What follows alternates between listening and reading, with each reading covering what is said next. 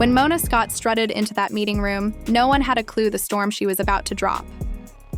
The air was thick enough to slice, cameras frozen mid-roll, producers holding their breath, and Mendeecees sitting there pretending he wasn't seconds from disaster. But Mona, she came armed. Real receipts. A secret video hot enough to torch reputations, end marriages, and nuke entire careers in under a minute. For weeks, the whispers were everywhere. Mendeecees creeping with someone from the crew. But when Mona said Selma's name, the room went funeral silent. Everyone knew the code. This wasn't a fling. This was betrayal, deception, and a full-blown brand apocalypse. As the footage rolled, mouths dropped open, panic spread like wildfire. Yandy's hands shook, and Mendeecees turned ghost white. Then Mona's voice sliced through the chaos. "You lied. To me, to her, to everyone watching." And boom, that was the moment reality flipped. The rumor became fact, and the camera didn't just capture the truth. It broadcasted it to the world. But the juiciest question? Who leaked the tape to Mona? The day had started calm. Lights, cameras, fake smiles, drama brewing under designer shades. Mona Scott stood behind the monitors, eyes sharp as a blade. She'd seen scandals before, but today had that something's about to explode energy. Then her phone buzzed. Blocked number, no name, just a link. One tap later, her blood ran cold. The footage was blurry but clear enough. Mendeecees, late night, a hotel not in his name. Then bam, Selma's face appeared. The quiet production assistant, always orbiting him like a secret. Mona clenched her jaw. She'd warned them all. Don't mix work with mess. But Mr. Family Man just couldn't help himself. So Mona waited, collected her proof, and prepared to make reality TV history. Instead, Mona Scott played it smart. She watched. She waited. She collected receipts, timestamps, messages, location tags, the kind of proof that burns careers to ash. She even had production security confirm what she already knew. This wasn't gossip anymore. This was betrayal, documented and undeniable. When Mendeecees strutted onto set the next morning, he was all smiles, charm, and fake confidence, like his world wasn't about to collapse. Yandy wasn't there yet, but her name hovered in every whisper, every nervous glance. The crew could feel it coming. They'd seen Mona's expression, cold, calculated, the look she gets right before someone's career goes up in flames. Then came Selma, sunglasses on, silent, shaking. She stayed glued to her phone, pretending to scroll, but every time Mendeecees walked by, her breathing gave her away. The air was thick with dread. Finally, Mona gathered everyone, calling it a cast integrity meeting. Cute name, but everyone knew what that meant. When Mona Scott used that phrase, someone was about to get exposed. She stood front and center, tablet in hand, calm voice with that sharp edge of fury. "I've been patient. I've been quiet. But lately, the integrity of this brand has been tested. And I don't babysit liars." The room froze. Even the cameras stopped moving. Mendeecees tried to act unfazed, smirking. "What's this about, Mona?" he asked. She didn't even look his way. One tap, and the video lit up the giant monitor. Muffled laughter, soft voices, and then, boom, Mendeecees' face, followed by Selma's, her hands brushing against his chest. The door closed. Fade to black. Silence hit like an explosion. Right then, Yandy walked in mid-playback. Her purse slipped from her shoulder, crashing to the floor. She froze, eyes wide, watching her marriage crumble frame by frame. Her husband, the man she had defended through prison, through rumors, through years of struggle, stood there on a screen that announced betrayal. Mendeecees reached for words, but Mona Scott cut him off. "Don't you dare," she said, tone low and razor sharp. "Don't you dare insult my intelligence or hers." The crew froze, disbelief painted on every face. Selma's hands trembled. Tears pooled, but she remained mute. Yandy spun toward her, voice shaking. "You," she whispered, disbelief curdling into rage. "After everything, you work for me. You eat from my table, and this is what you do." Mendeecees stepped forward, palms out, trying to soothe, but she recoiled, fury spilling. "Don't touch me. Don't you dare touch me!" Her voice rang raw and heavy. Mona Scott finally moved between them. "Enough," she declared. "This is not just your mess anymore. It's my show, my reputation, and I will not let this betrayal poison what I built." She spun toward Mendeecees. "You think you can play me? Play the network? You forgot who you're dealing with?" He mumbled something about misunderstandings and edited clips, but no one bought it. The visuals, the timing, the context, everything landed like a punch. The crew murmured. Phones buzzed beneath arms and tables. Word began to spread. Yandy stormed out, eyes wet, voice trembling as she muttered, "You embarrass me again." On camera, in front of everyone, she shoved the door so hard it slammed, the whole room shuddering. Selma watched, guilt carved into her face. Mona Scott turned to her, voice hard. "Don't move. We're not done." Mendeecees sank into a chair, face buried in his hands, whispering things no one could hear. An assistant leaned in, whispering, "Should we cut cameras?" Mona Scott shook her head. "No," she said cold. "This is reality. Let it roll." Hours later, backstage, Yandy paced, calling her team. "I want her gone," she sobbed, fierce through tears. She vowed consequences public and private, promising to expose every lie and every accomplice involved. "No exceptions. Selma's fired. Today." Yandy's voice cracked mid-sentence, but the fire behind it burned bright. Meanwhile, Mona Scott sat in her office, eyes glued to a flood of forwarded clips and messages. There was more here. Secret meetups, quiet money trails, even leaked voice notes. This wasn't a fling. This was a setup. Something far deeper. The kind of trap that could blow up not just Mendeecees' image, but the entire love and hip-hop empire if it went public. Mona leaned back, eyes icy but calculating. "Someone sent me that video for a reason," she murmured. "But who?" Down the hall, Mendeecees sat with his head in his hands, haunted by that moment on repeat. He knew the footage was real, but what terrified him was the realization. Someone had been watching, recording, waiting to strike. This wasn't just about ruining his marriage. Someone wanted his career obliterated. As night fell and the production floor emptied, Mona stayed behind, replaying the video. Then she saw it. A reflection in the mirror behind Selma. A figure holding the phone. Familiar. Her heart stopped. "No, it can't be," she whispered. By morning, her inbox pinged again. Another clip. Darker, longer, deadlier. The sender? Still anonymous. Mona's pulse spiked. Whoever was behind this wasn't finished. And if this second video was what she feared, the empire was seconds from collapse. She inhaled sharply, stood, and whispered, "Part 2 starts now." Hours later, chaos ruled the internet. The video leaked, 12 seconds of it. But that was all it took. Mendeecees and Selma caught in that hotel room, laughing, whispering, her hand sliding across his chest. It spread like wildfire. Blogs, fan pages, TikToks with captions like, "So this is loyalty?" And Yandy deserves better. Mona Scott was furious. She hadn't leaked it. But someone inside her own camp clearly had, and the timing? Too perfect. Mona Scott's own team had clearly stabbed production in the back. The timing? Too perfect. Barely hours after her on-set confrontation, the clip exploded online. Her phone lit up nonstop, producers, execs, sponsors, all demanding explanations. Pacing her office, she snapped into the receiver. "They think it's us. They think I leaked it for ratings." Her tone was sharp, her patience gone. "But I'm not tanking the network for somebody's messy scandal." Meanwhile, Yandy was in total meltdown mode. She hadn't stepped outside. Her makeup artist arrived for a shoot prep, only to be sent home.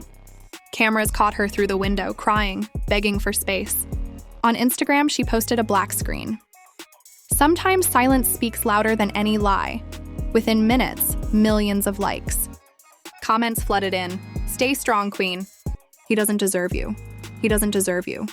Mendeecees tried to clap back online, going live to claim the video was edited and taken out of context. But fans weren't buying a word. The clip was too clean, too intimate. Worse, alleged screenshots dropped. Messages between him and Selma, promising hush money and keeping things quiet. Selma's phone blew up. Her DMs flooded, half hate, half pity. She posted, "There's more to the story. Please don't judge without knowing the truth." Minutes later, it vanished. Insiders whispered Mona had ordered her to stay silent under contract. Back in the office, Mona Scott sat with her assistant and the legal team, scrolling through chaos. "We've got to get ahead of this," she said, scanning reactions. "If we don't, this show burns down." Her assistant hesitated. "The network board wants to know if we're cutting Mendeecees," she said. And Yandy's lawyer called, "She wants the footage erased." Mona exhaled deeply, eyes cold. The drama wasn't just on camera anymore. It was everywhere. Across town, Yandy's family huddled around her. Her sister tried to soothe her, but Yandy was shaking, clutching her phone like it held every bad memory at once. "He made me defend him all those years," she sobbed. "When everyone said he'd never change, I believed him. And now this." She hurled the phone onto the couch, tears streaking down her cheeks. Her friend Camilla stormed in, furious. "Stop crying and fix this," she snapped. "He humiliated you on camera. Make him feel that same pain." Yandy's eyes lifted, still wet, but burning now. Not heartbreak, determination. Meanwhile, Mendeecees was at a friend's studio, pacing like a man trapped. "They act like I'm the only one who messed up," he muttered. His friend eyed him. "Then what is it, bro?" "Because that video looks bad. And Mona, she's not playing this time." Mendeecees slammed a fist on the table. "Someone set me up. Someone wanted this to leak." He dragged his hands down his face, whispering, "This is bigger than Selma. Someone's trying to destroy me." At that exact moment, Mona's phone buzzed again, another message from that same anonymous number. Not a video this time, but a screenshot of an email chain between Selma and someone on the production team. Subject: Plan B, just in case. The message read, "Once it goes public, we'll control the story. Trust me." Mona Scott's eyes narrowed, realization slicing through the noise. "So it was planned," she whispered. "Selma wasn't just sleeping with him, she was playing him. This wasn't a scandal anymore. It was manipulation, blackmail, and sabotage wrapped in designer lies." But the real question remained, who was behind it all? And why was Mendeecees the target? Unannounced at the production office, Yandy arrived like a thunderbolt. Security tried to stop her, but Mona Scott waved them off. "Let her in," she said. Yandy walked straight in, eyes swollen from crying yet glowing with rage. "I want every file, every clip, every message you've got," she demanded. "If you're keeping this story alive for views, I swear I'll make someone pay." Mona raised a hand. "Yandy, listen to me. I didn't leak it, but someone wanted this to blow. Someone close to him, maybe even on my team." Yandy clenched her fists. "Then find out who," she said coldly. "Because if I find them first, I'll ruin them before they ruin me." Outside, paparazzi waited like vultures. Flash after flash lit the parking lot as Yandy stormed to her car and sped off. Within an hour, gossip blogs stitched together new headlines. Talk of Yandy confronting Mona Scott began to trend. By morning, hashtags were punching the charts. Mars Tam Andy, Niger cancel Mendeecees, Mars Selma scandal. The show's official page flooded with demands for answers, and sponsors started whispering about pulling ads. Mona Scott sat with her head in her hands. "If this keeps growing, we'll lose the network deal," she told her PR manager. "We need to control the narrative fast." Then came the shocker, another leak. Not video this time, but audio. A voice clip surfaced, beginning with Selma's whisper, "He promised me everything. He said Yandy would never find out." Then Mendeecees' unmistakable voice whispered back, "Keep quiet. Mona can't know." Not yet. The internet detonated. This was no rumor. It was confirmation. The man who'd built an image of loyalty and redemption was now mired in a scandal that kept expanding. Mona's phone rang again. It was Yandy, voice cold and deliberate. "You said you'd find who leaked it," she warned. "Hurry, because if I find them first, I'll make sure the whole truth comes out." Mona tried to soothe her, but the line felt like a live wire and ruined more careers too, publicly. "Yandy, this goes deeper than him and Selma," Mona Scott said, her voice tight. "Someone's pulling strings behind the scenes. Someone wants all of us destroyed." But Yandy wasn't buying it. "No, Mona," she snapped. "This isn't about someone else. This is about him and the truth you've been sitting on." Click. The line went dead. Mona froze, staring at her phone as her assistant slipped quietly into the room. "There's something you need to see," she whispered, laying an envelope on the desk. Inside, an official report from production security. The footage hadn't been leaked externally. It came from inside Mona's office. Her stomach dropped. Someone in her own circle had betrayed her. As the crew prepped the next shoot, Mona looked out over the set. Everything looked calm, but she could smell the chaos brewing. "If they want war," she muttered, "I'll give them war." Then her phone buzzed again, that same anonymous number. "You've only seen the first half, Mona. The real video drops tomorrow." The next day opened in heavy silence, the kind that hides disaster. Cameras off, socials eerily quiet, and for once, Mona called a meeting not for drama, but for truth. In a dim conference room sat Yandy, Mendeecees, and Selma. No producers, no cameras, just wreckage. Yandy's eyes were swollen from sleepless nights. Mendeecees stared at the floor, leg tapping nervously, and Selma sat trembling. Mona's voice was calm but exhausted. "This isn't what I built this show for," she said. "We've all been through hell, but somewhere we forgot. We're human first." Yandy let out a bitter laugh. "Human? He didn't think about that when he was sneaking around." She glared at Mendeecees. "I defended you, loved you, stood by you when no one else did. And you did this to me." Yandy's voice cracked as she turned away, tears threatening again. Mendeecees finally lifted his head, voice low and broken. "I messed up. I don't have excuses, but that video, it wasn't supposed to happen like this." "I wanted to tell you myself." Yandy shook her head, voice trembling. "You didn't just break our marriage. You broke my trust. You shattered the image I spent years building. And for what? A secret that destroyed everything. Everything." Selma started sobbing softly. "I didn't mean to hurt you," she whispered. "It wasn't supposed to go this far. I was manipulated too." Mona Scott's eyes hardened. "By who, Selma?" "Because from where I'm sitting, you looked pretty comfortable playing your role." Selma hesitated. "It wasn't just me.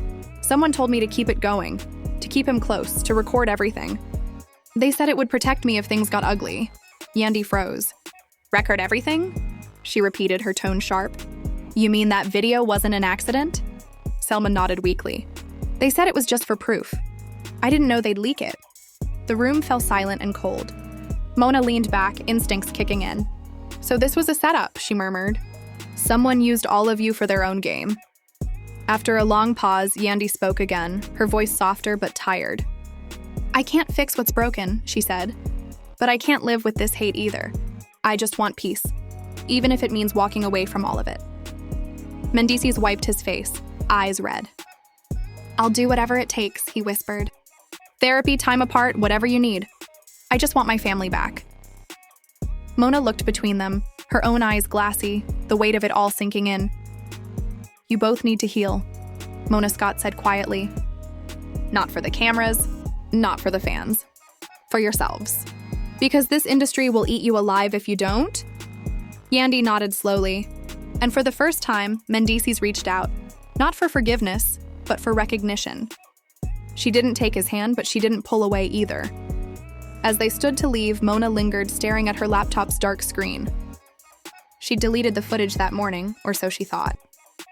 But there it was again in her inbox, a new email. No sender, no subject. Just one attachment labeled Final Cut. Her hands hovered above the mouse, pulse racing. She didn't open it, not yet. She just stared, that uneasy chill creeping back in. Maybe the storm wasn't over. Maybe it was only beginning. Outside, the sun sank over the city, everything deceptively calm. But inside Mona's mind, one thought echoed loud and cold. Some secrets never stay buried. So, what do you think really went down behind the scenes? Was it all a setup? Or did the truth finally catch up to Mendeecees and Selma? And that last email, what do you think was in the Final Cut file? Drop your theories below, every angle, every wild guess, every bit of tea.